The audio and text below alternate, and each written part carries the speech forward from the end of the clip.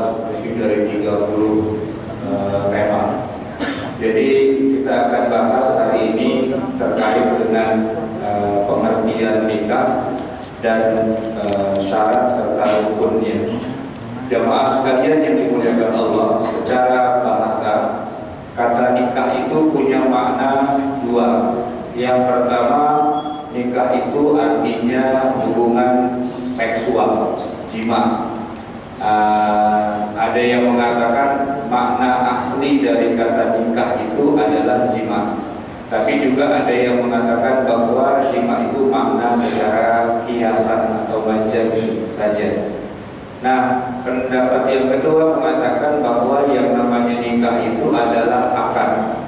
Ya, sehingga akad itu adalah makna aslinya, sedangkan kalau dikatakan nikah itu jima adalah makna kiasannya.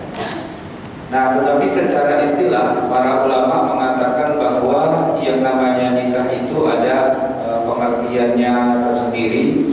Saya pilihkan salah satu di antara 4 mazhab yang mengatakan bahwa nikah itu adalah dalam mazhab Syafi'i aqdun yatadamman ibahatu waqtin, sebuah akad yang tercakup di dalamnya kebolehan melakukan hubungan seksual. Akad yang membolehkan hubungan seksual bila nikahin, baik dengan lafaz bunyinya nikah, maka akadnya berbunyi ankahtuka, saya nikahkan kamu, au tazwijin, atau dengan lafaz zawaj, maka bunyi lafaznya adalah zawajtuka, au tarjamatihi, atau terjemahan dari kedua kata itu. Makanya dalam akad nikah itu yang kita dengar bapak penghulu atau wali mengatakan ankahtuka wa zawajtuka. Ya, sebenarnya artinya itu juga. Ya, saya nikahkan kamu, saya zawajkan kamu, maka diterjemahkan nanti saya kawinkan kamu. Nah, itu kawin itu terjemahan dari kata nikah atau dari kata zawaj. Jadi yang namanya nikah itu adalah sebuah akad yang terjadi antara dua orang laki-laki. Laki-laki yang pertama adalah suami dan laki-laki yang kedua adalah bapak mertuanya. Jadi akad nikah waktu itu bukan akad antara laki-laki dan perempuan ya. Masih ingat kan Pak, dulu waktu nikah yang kita salamin itu bukan istri kita Pak, bapaknya, ya kan? Bapaknya yang ngomong kepada kita, dia bilang saya nikahkan kamu, saya kawinkan kamu dengan putri saya yang bernama siapa, Ibu Jairah atau siapalah begitu, dengan mas kawin seperangkat alat sholat tunai. Nah, itu kan kita jawab Pak. Jadi yang ngomong ijab dan qabul itu laki-laki dengan laki-laki, bukan laki-laki dengan perempuan. Kalau pernikahan terjadi antara laki-laki dan perempuan, akadnya itu tidak sah Pak. Ya. Istri kita ngomong sama kita, abang saya nikahkan diri saya sama abang, iya jadi kita nikah dia berdua, itu zina namanya Pak. Jadi akad nikah itu akad yang terjadi antara laki-laki dan laki-laki. Jangan ketipu Pak ya. Wah, Islam membolehkan hombreng, bukan itu. Ini akadnya ini laki-laki dengan laki-laki. Nah, ntar kawinnya baru laki-laki dengan perempuan. Jamaah sekalian, saya akan bicara langsung pada rukun dari pernikahan. Saya loncatin aja dulu.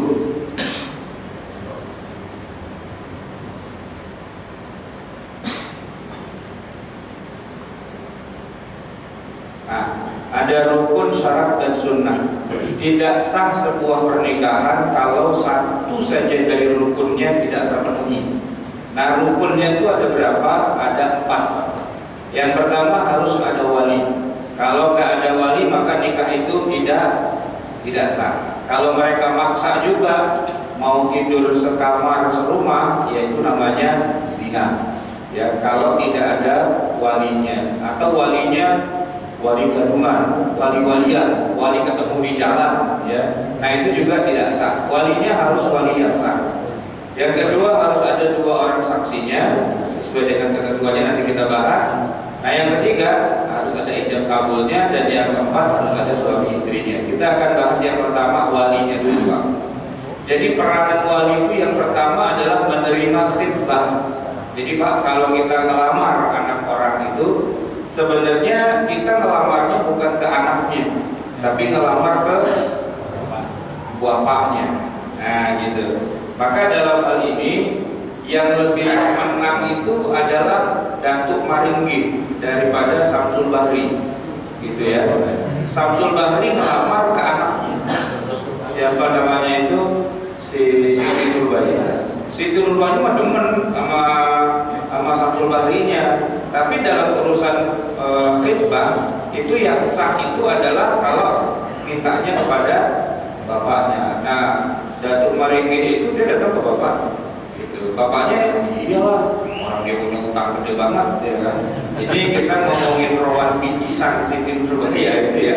Kalau kita bahas dari sudut pandang fikih itu yang benar adalah Datuk Maringgi. Gitu, karena dia ke bapaknya. Ya, yang berhak menerima khitbah itu bapaknya, bukan anak perawannya. Yang kedua, yang mengucapkan ijab. Nanti dalam akad nikah itu ada ijab, ada qabul. Yang melafazkan ijab itu adalah ya wali. Gak boleh si pengantin perempuan yang bilang saya nikahkan diri saya dengan kamu, itu gak sah gitu ya. Kemudian peranannya juga adalah mengizinkan nikah. Kalaulah dia tidak yang langsung mengucapkan, dia yang mengizinkan. Jadi anaknya ini bilang mau nikah, Pak, saya mau nikah, minta izin Pak, sekalian nikahin saya. Nggak mau, saya nggak mau nikahin kamu. Ya sudah, kalau nggak mau nikahin, tapi Bapak izinkan kan? Ya, saya sih izinkan. Nah itu nggak apa-apa. Ya diizinkan, terus nanti yang menikahkan siapa? Tolong tunjuk deh Pak, siapa yang mewakili Bapak. Nah, pada wakil dari wali itu silakan. Yang penting walinya tahu dan memberi izin, gitu ya. Nah, sehingga nanti berikutnya dia punya hak untuk menetapkan siapa yang jadi wakil. Pak, kalau yang jadi wakil sih itu boleh nggak Pak? Enggak. Kalau ini enggak. Kalau itu, nah itu boleh. Ya udah Pak, kalau memberikan perwakilan, Bapak sebagai ayah kandung saya mengizinkan saya dan memberikan kewenangan kepada wakilnya. Siapa tunjuk orang itu, yang tunjuk bukan yang pengantin perempuannya, tapi adalah ayah kandungnya. Kemudian yang terakhir adalah hanya untuk pihak istri saja. Maksudnya gini Pak, yang namanya akad nikah itu harus ada walinya. Itu yang harus ada itu yang pihak perempuan, pihak pengantin perempuan, pihak istri. Kalau laki-laki perlu ada wali apa enggak? Ya perlu sih, buat pantas-pantas gitu aja. Ya buat pajangan aja. Ini pengantin laki bapaknya mana nih? Kok nggak ikut? Anak yatim Pak. Oh anak yatim. Ibunya mana? Sudah mati juga. Gitu. Terus siapa nih? Ini teman-teman sekelas sudah kagak ada punya keluarga. Itu ya biasa lah, nggak apa-apa gitu ya. Tapi kalau pengantin perempuan mau nggak mau harus ada walinya. Ini walinya mana? Gitu kan? Udah tua Pak, di kampung nggak bisa datang nih diwakilin. Nah ya silahkan gitu. Jadi kalau perempuan itu harus ada wali, tapi pengantin laki-laki tidak perlu wali. Tapi kalau bapaknya datang malah lebih bagus gitu ya. Nah sekarang kita bicara apa syaratnya seorang wali. Ya, pertama wali itu harus laki-laki, tidak boleh laki-laki. Wali itu perempuan, ya, bencong itu nggak boleh gitu ya. Wali itu bencong juga nggak boleh. Walinya harus laki-laki. Kedua, dia harus punya kesamaan agama. Kesamaan agama antara si wali dengan perempuan yang jadi pengantinnya itu harus sama, nggak boleh agamanya beda, itu nggak boleh. Makanya kalau misalnya gini Pak, bapaknya masih belum Islam, anak perempuannya udah mualaf nih, masuk Islam gitu ya, maka bapaknya yang agamanya masih belum Islam itu tidak boleh menjadi wali. Cari nanti urutan berikutnya siapa yang ada di antara keluarganya yang dia muslim, dia bisa jadi wali gitu ya. Tapi kalau semua keluarganya nggak ada yang muslim, ya berarti perempuan ini tidak punya wali. Siapa yang jadi walinya kalau dia mau nikah? Negara. Ya, dalam hal ini adalah Presiden Republik Indonesia. Itu walinya Pak. Cuman kalau Pak Joko Widodo lagi sibuk gitu ya, dia bisa wakilkan itu kepada Menteri Agama. Pak Menteri sibuk, dia bisa wakilkan kepada Kepala Departemen Agama Provinsi, wakilkan lagi ke tingkat kabupaten, wakil lagi ke tingkat camat, itu yang kita sebut dengan kantor urusan agama KUA.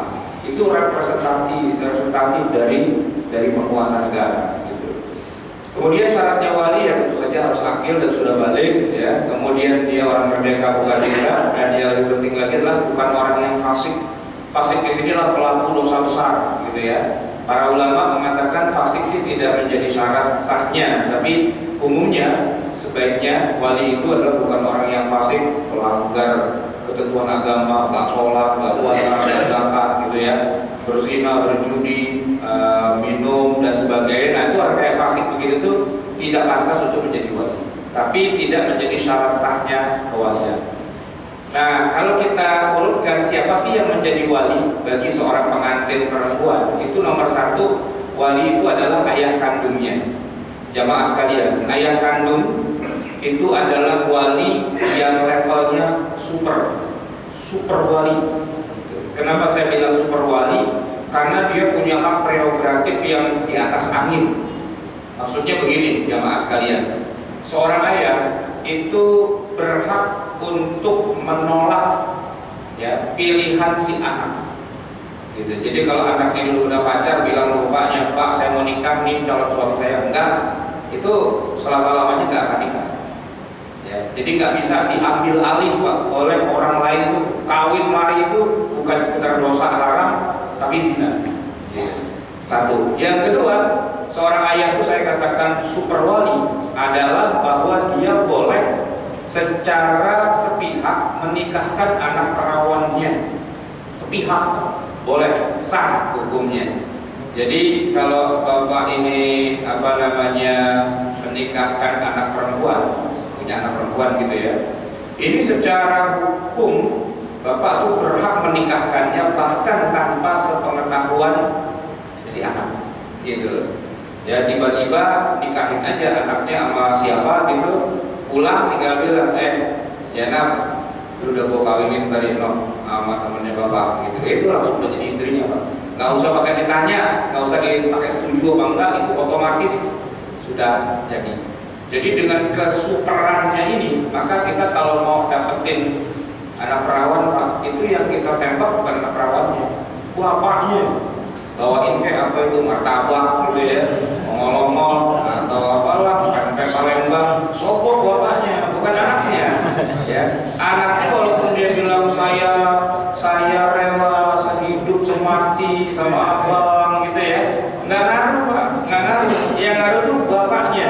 Tembak bapaknya, Pak, bapak kan punya anak perawan, nikahin dong Pak sama saya. Ya bapaknya bilang, ya udah kamu saya nikahkan sama anak perawan saya tuh. Jadi ya, jadi udah. Tuh anak perawan lagi di rumah, lagi di kamar, lagi ngedekam, nggak tahu-tahuan. SMS aja bapaknya, lu udah gue nikahin tuh barusan, udah nikahin. Gitu ya. Itu yang namanya super wali itu di situ, super gitu ya. Anak perempuan kita tuh Pak, itu kita yang jadi walinya. Nanti kalau bapak punya anak perempuan tuh hati-hati ngomong barangan gitu ya. Jangan main, lu nikahin mau anak gua lo gitu kan. Kalau bilang iya ada saksi jadi itu Pak.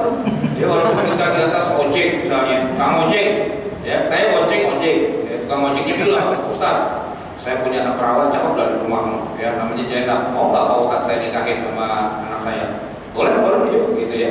Itu Pak lagi berhenti di lampu merah tuh ya. Kedengeran sama orang lagi naik ojek juga, ada 2 orang jadi saksi, itu satu aja. Langsung kita nggak usah pulang lagi ke rumah tukang ojek, kenapa? Bawa bininya langsung jadi. Itu yang namanya wali itu super wali, gitu ya, ayah. Dan tidak boleh diserobot, gitu. Jadi nggak boleh tuh Pak tiba-tiba anak perawan kita SMS, Pak, mohon maaf ya, saya udah kabur dari rumah selama seminggu ini, saya udah nikah Pak, itu zina. Gitu. Kalau kita nggak izinkan, kita nggak tahu, tiba-tiba anak perawan kita main kawin aja itu zina. Gitu. Siapa yang ngawinin? Ada ustadz Pak, gitu. Ustadz mana? Nemu di sono di pojokan mana Ustadz gitu ya. Itu ustadz gadungan tuh Pak. Itu kalau di akhirat ada antrian masuk neraka, dia tuh ngantrinya di depannya Firaun, di belakang Dajjal, aku tengah-tengah masuk neraka ustadz mulai kayak gitu. Kenapa? Karena dia menghalalkan zina. Ya, masih ketahuan itu Daeng Aziz menghalalkan zina di Kalijodo, orang tahu emang itu zina gitu loh, ya kan? Jadi ketika masuk Kalijodo itu udah tahu kok neraka nih ya, nah, udah tahu dari awal. Nah ini enggak, Ustadz gadungan itu menghalalkan zina, dia bilang udah saya aja jadi walinya, bapakku nggak tahu nggak apa-apa, ini halal kok. Nah itu dosanya lebih berat daripada Daeng Aziz gitu loh. daripada preman-preman kali jodoh yang memang dari awal tuh judulnya adalah pelacuran.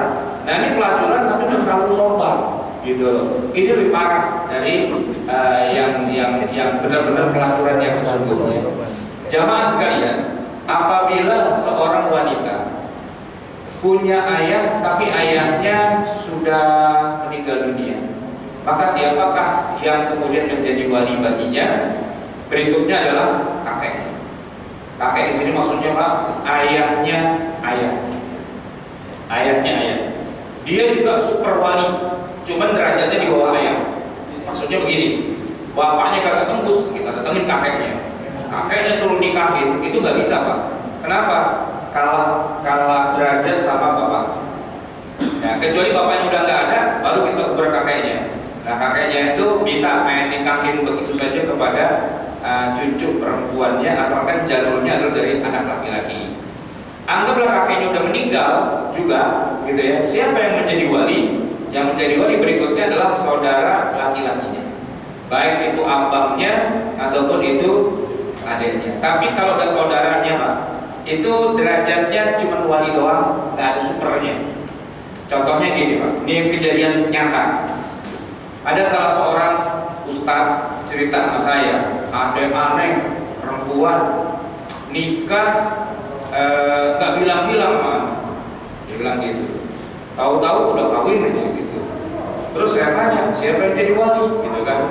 Ternyata adik saya yang satu lagi katanya. Jadi dia itu bersaudara ada 4 orang, 3 laki, 1 perempuan. Nah yang perempuan ini mau nikah, minta izin sama abangnya yang pertama, yang teman saya yang ustadz itu.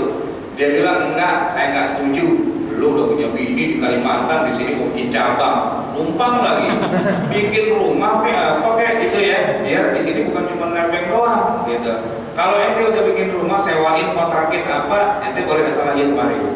Rupanya nih laki-laki nggak mau rugi, ya, boro-boro rugi, seri aja ogah gitu ya.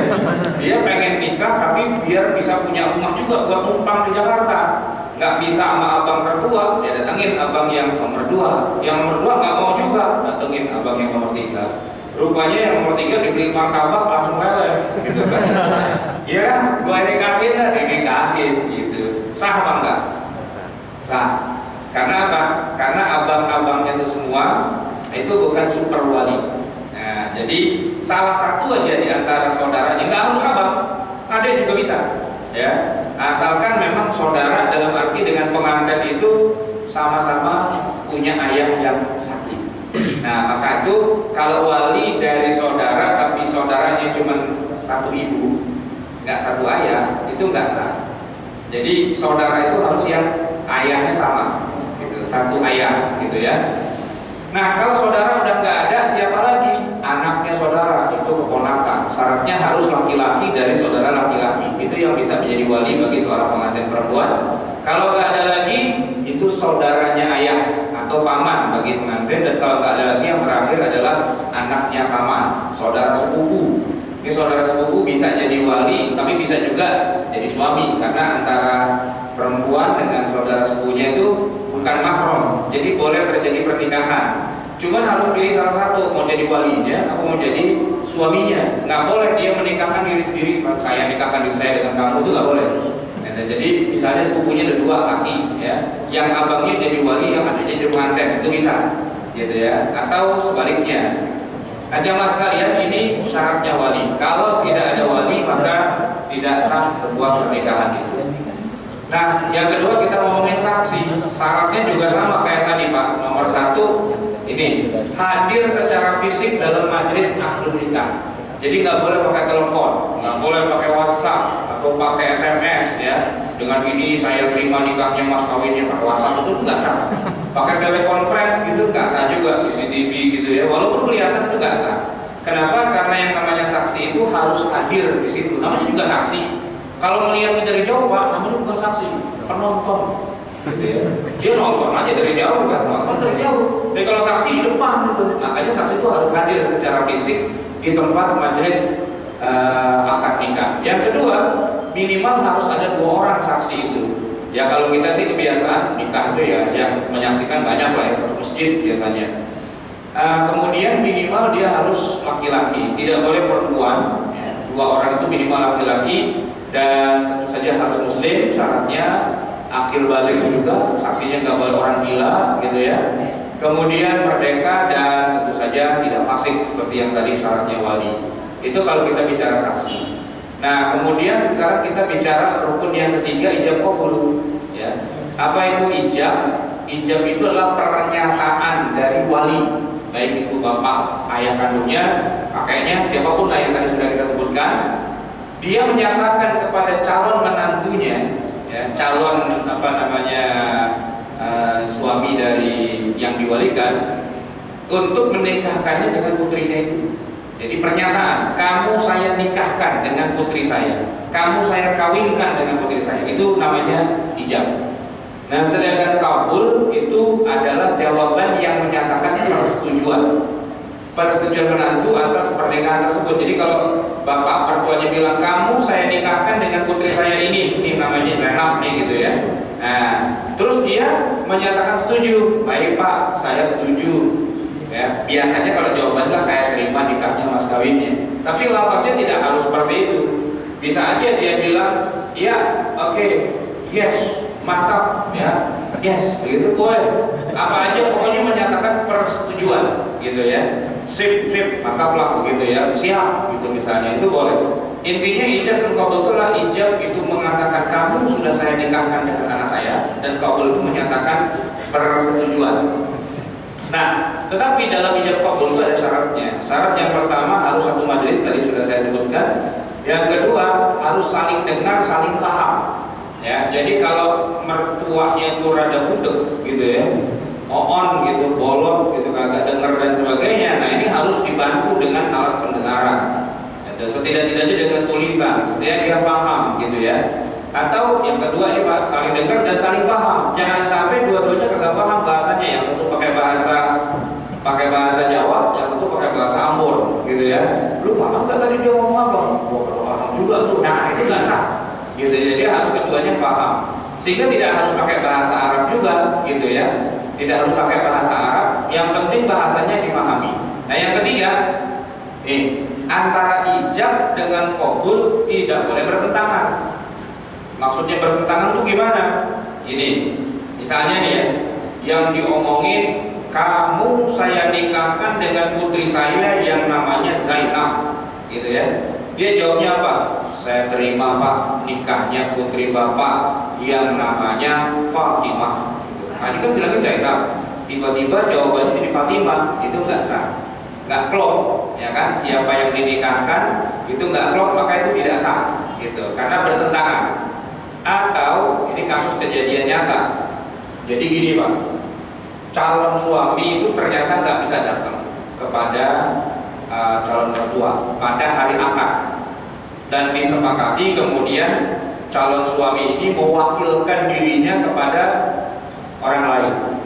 Tolong ente wakilin saya jadi yang membaca qabul atas nama saya, gitu kan? Nah temennya ini oke, saya deh yang gantiin. Rupanya pak ada ada istilahnya pengkhianatan di situ. Yang wakilnya itu ternyata udah kenal sama calon pengantin perempuan. Rupanya mereka mantan, ya. Nah itu ceritanya CLBK, cinta lama belum kelar, gitu ya. Jadi kesepakatannya dia di situ sebagai wakil, mewakili pengantin aslinya. Tapi ketika dia menerima akad nikah itu, dia bilang saya terima nikahnya saudara bapak dengan saya, gitu. Nah itu nggak sah. Kenapa nggak sah? Karena ijabnya bapak mertua bilang saya nikahkan putri saya dengan calon suaminya yang bernama siapa, yang orangnya di mana, yang hari ini tidak bisa hadir dan diwakilkan oleh kamu dengan mas kawin sekian-sekian. Dia jawabnya saya terima nikahnya untuk saya, gitu kan? Itu antara ijab dengan qabul nggak connect, nggak sah. Atau nggak connectnya dalam misalnya penyebutan mahar, gitu ya. Saya nikahkan kamu dengan putri saya dengan mas kawin emas murni seberat 2 kilo, gitu misalnya. Terus dijawab, saya terima nikahnya, mas kawinnya, emas murni seberat 2 gram tunai. Woi, 2 kilo 2 gram. Ya nggak cocok itu nggak boleh gitu ya. Tidak sah ijab kabulnya. Yang keempat, keduanya sudah tamyiz, ya artinya sudah mumayyiz lah, ya, calon pengantin laki-laki atau juga walinya. Dan yang terakhir, bentuknya harus bentuk lampau. Kata nikahnya itu harus dalam bentuk sudah lampau. Saya telah nikahkan kamu, saya telah kawinkan kamu. Nah gitu. Bukan begini, suatu saat akan saya nikahkan kamu dengan anak saya. Saya terima Pak, belum, suatu saat entah kapan-kapan. Jadi kalau masih entar-entar itu belum jatuh nikah, ya. Saya jadi bunyinya kalau dalam bahasa itu ankah tuga wa zawwajtuka. Aku nikahkan kamu, aku kawinkan kamu. Nah, jadi bentuknya sifatnya pas, ya, madhi, bentuk lampau gitu. Itu syarat ijab qabul. Nah, jamaah yang dimuliakan Allah, sekarang kita masuk pada rukun yang tadi kan sudah bicara wali, yang kedua ijab qabul, sekarang yang ketiga adanya suami dan istri, ya. Suami itu ada syaratnya, pertama harus laki-laki, Pak. Kalau suaminya itu perempuan tidak sah. Maka perkawinan sejenis gitu ya, perempuan dengan perempuan itu tidak sah. Yang kedua, syaratnya suami harus muslim. Ini syarat yang paling dasar. Sedangkan istri syaratnya harus perempuan, ya. Dan agamanya boleh dia Islam, boleh dia ahli kitab, alias ahli kitab itu Yahudi atau Nasrani. Di masa lalu Rasulullah, para sahabat selain menikahi wanita muslimah juga menikahi wanita ahli kitab. Nah, berikutnya lagi apa saja yang disunnahkan dalam akad nikah? Ini ada banyak, Pak. Nomor satu misalnya tidak poligami, ya. Aslinya itu poligami itu tidak sunnah. Aslinya, ya. Aslinya itu poligami itu adalah kebolehan, ya, kebolehan. Jadi yang namanya boleh itu dia posisinya netral. Apabila sudah terpenuhi semua syaratnya, terus dia mau poligami, ya boleh sih, gitu. Boleh sih, ada sihnya, gitu ya. Nah, jangan keliru dengan provokasi dari tukang kawin. Ustadznya tukang kawin, jadi kalau tanya Ustadz poligami, dia tahu sunnah, itu keliru. Itu membawa birahinya dia sendiri. Ya, poligami itu bukan sunnah. Poligami itu boleh hukumnya asalkan syaratnya terpenuhi. Apalagi wajib, sama sekali tidak ada kewajiban berpoligami. Ya, kalau antum dengar ada ustaz bilang dikit-dikit poligami, dikit-dikit poligami, itu dia bawa beroknya aja, ya kan? Dia nggak pakai ayat, nggak pakai hadis, nggak pakai ilmu syariah. Dalam ilmu syariah, nikah itu sunnah, poligami itu boleh. Nah, gitu. Boleh itu artinya kalau dia sudah memenuhi semua syarat dan rukunnya. Sunnahnya itu tidak poligami. Yang kedua, kalau sunnahnya bulan Syawal.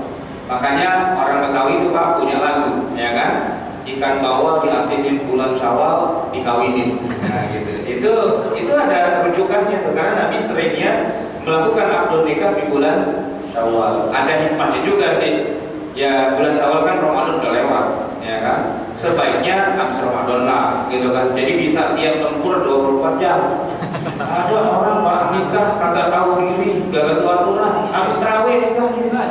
Ya kan bikin lagi sahur gitu kan. Habis sahur udah offset gitu kan. Enggak bisa apa-apa, udah repot itu. Enggak bisa diatur gitu ya.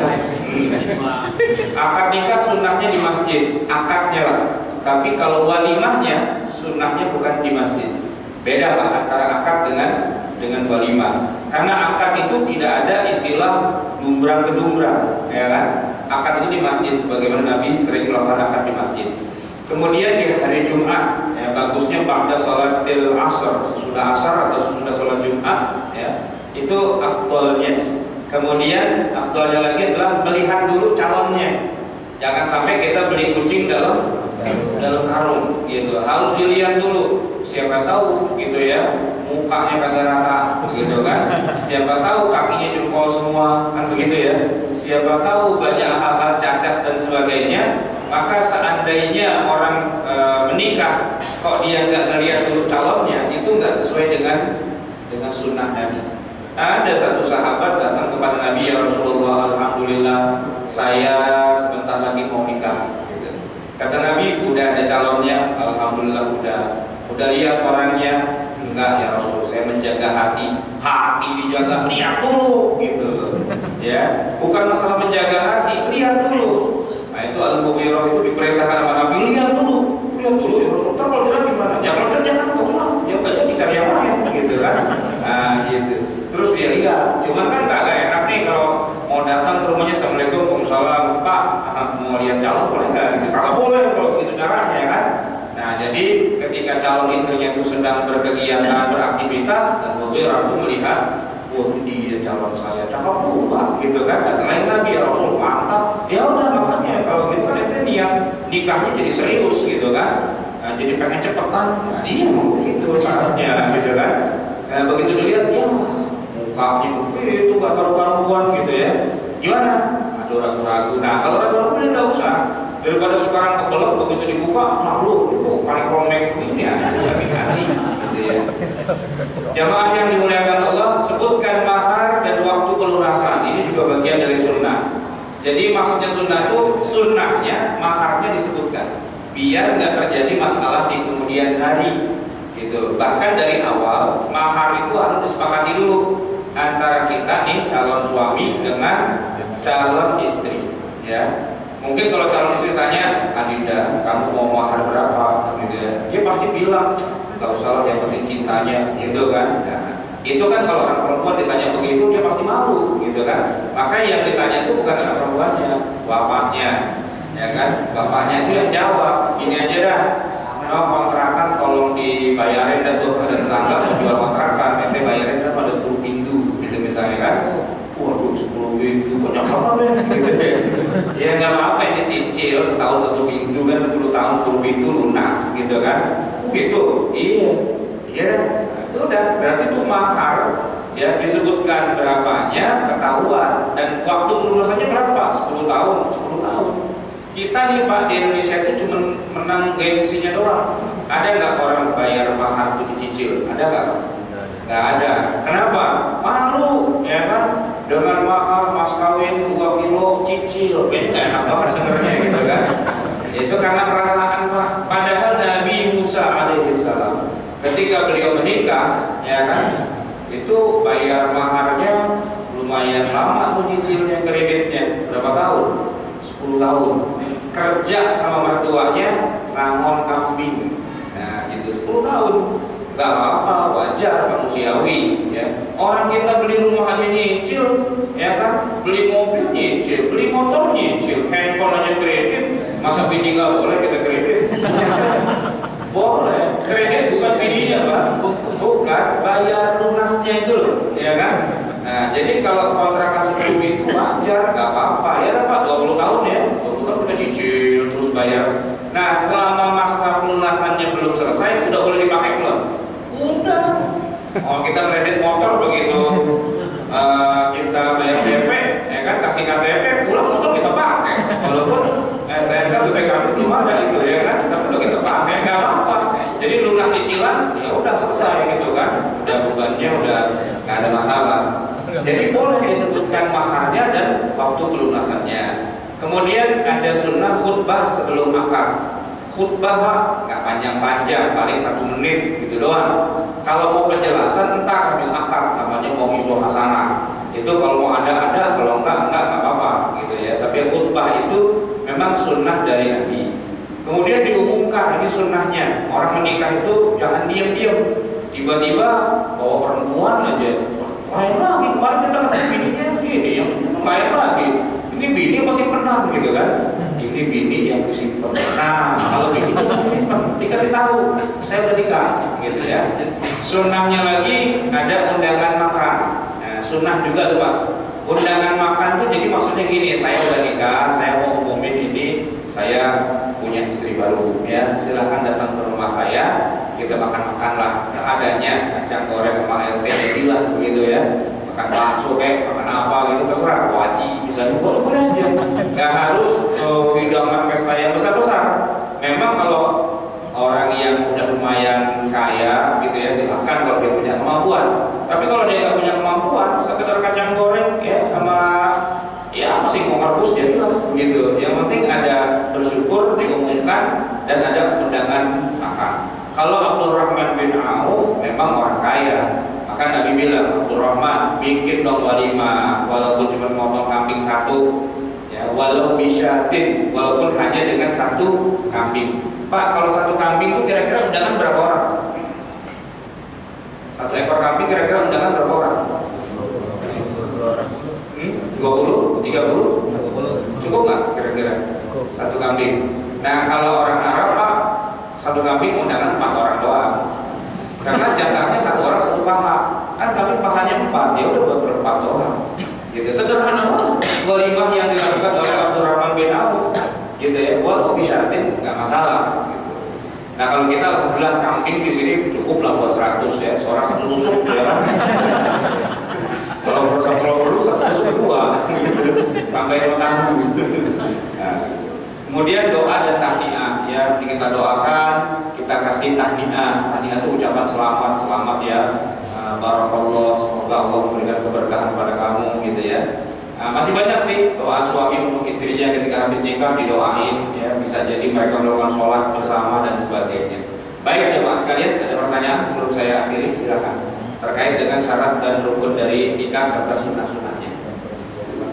Iya, silakan. Iya. Ini dalam ijab kabul. Iya. Terkadang kita disuruh perhatikan sah atau tidak. Nah, itu kan satu waktu wali mengucap itu kan tempo masalahnya kan, jangan sampai menunggu waktu kan gitu ya Pak ya. Gimana penjelasannya? Jadi memang ini di dalam fikih mazhab Syafi'i memang disebutkan ya, jangan sampai antara ijab dengan kabul itu nggak nyambung. Nggak nyambung itu maksudnya baik nggak nyambung lafaznya atau nggak nyambung waktunya. Jadi harus nyambung, lafaznya A, lafaznya B.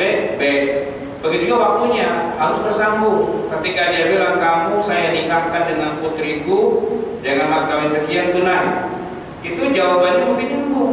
Jangan dibilang jadi gini Pak, saya pikir-pikir dulu ya, ntar 2 minggu saya kembali lagi. Iya apa enggak? Itu namanya nggak nyambung, gitu Pak. Nggak nyambung. Orang lagi akad dia bilang ntar dulu, nggak nyambung, gitu kan? Nah, kalau yang namanya nyambung itu ya begitu dibilang saya nikahkan kamu, ya dia jawab saya terima nikahnya. Tapi bahwa nggak harus langsung nempel kalimatnya, nggak apa-apa. Nggak usah pakai harus disamber. Kalau nggak disamber nggak sah. Siapa bilang nggak sah? Apa aja bikin buku barangan gitu ya. Jadi kan dengan mas kawin tersebut tunai, saya terima nikahnya. Nggak harus gitu. Kan gitu, ini agama bakal main gitu ya. Bisa aja dengan santai, saya nikahkan kamu dengan putri saya dengan mas kawin 1 kilogram emas tunai. Saya terima nikahnya, mas kawinnya tersebut di atas tunai. Oh, sah gitu. Nggak usah pakai didramatisasi ngomong tunai, saya terima nikahnya tunai. Terus nanti bingung, sah, yang lain bilang agak sah, dari pulang. Ini sampai imsak kalau begini nggak sampai urusannya. Itu namanya al-ghulu ya, berlebih-lebihan. Kenapa? Lihat orang sholat berlebih-lebihan dalam takbiratul ihram, karena waktu dalam takbiratul ihram katanya harus menghadirkan niat. Jadi dia jadi imam Pak, itu makmum lagi pengen Allahu Akbar nggak jadi lagi, imamnya nggak jadi.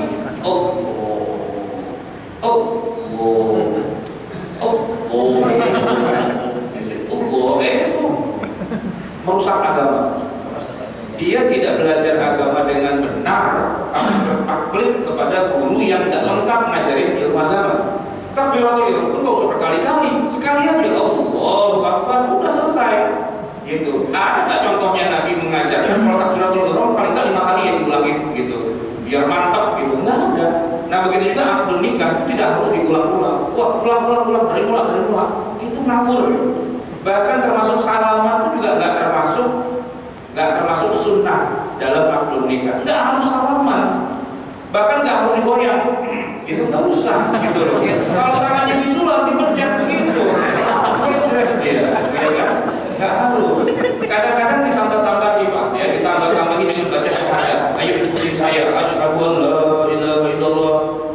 Pak Penghulu, emang lo ketemu orang kafir suruh baca syahadat?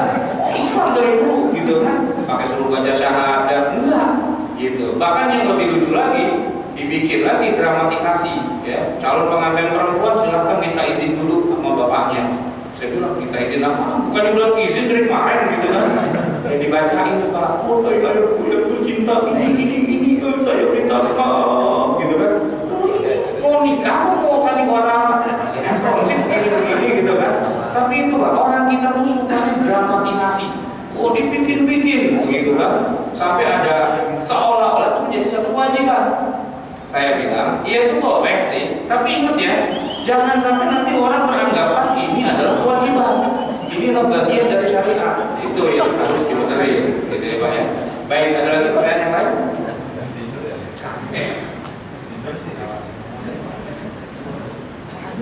Nah, ya sudah. Kalau silakan. Pak, kalau Ustaz kalau ada pelangkah itu sebenarnya ada kan sih Pak? Pelangkah ada apa enggak? Ada pelangkah itu. Tapi maksudnya apakah wajib apa enggak? Jadi gini, kalau emang diwajibin oleh pihak orang tuanya, ya jadi syarat, ya jadi wajib mau nggak mau. Kayak saya mau nikah sama istri saya, kata bapak mertua saya, calon mertua, ya saya sih setuju aja. Cuma begini, tolong dipikirkan juga, kakaknya ini masih belum nikah. Apa enggak sebaiknya nunggu kakaknya nikah?